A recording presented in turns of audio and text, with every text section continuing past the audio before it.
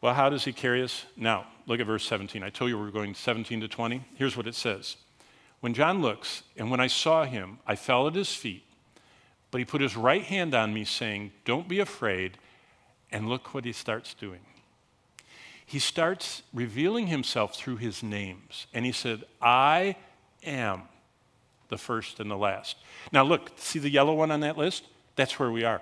There are 8 of these I am statements in the book of Revelation. When you're reading it, if you, like I did, I highlighted all the names and titles. I am the first and the last, but it's preceded by I am the Alpha and Omega, the beginning and the end. I am the one who is and was. I am the Almighty. I live forever and was dead. I have the keys of death and hell. I am the root and offspring of David.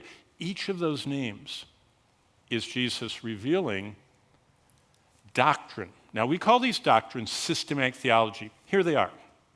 If you have a systematic theology and look in the index, there are at least 24 or 25 attributes of God. Look at them. I mean, independence, what does that mean? Unchangeableness? Eternity, glory, omnipresence, unity, spirituality, invisibility, beauty, omniscience. There's one we've heard of.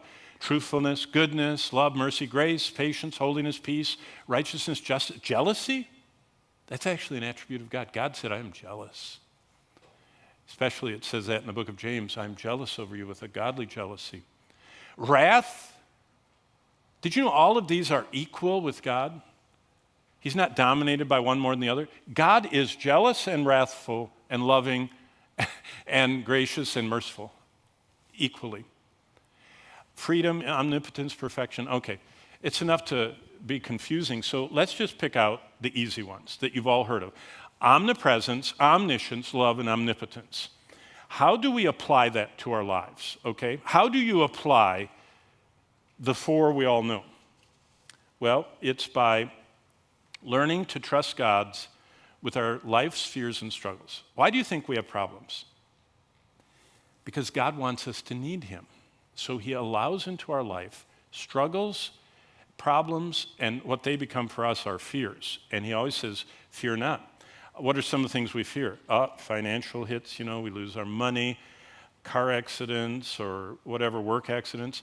Unexpected losses, someone we love dies or cancer, our parents or aunts or uncles or grandparents. So what does God want to do to teach us his attributes? Well, he wants us to have a safe room.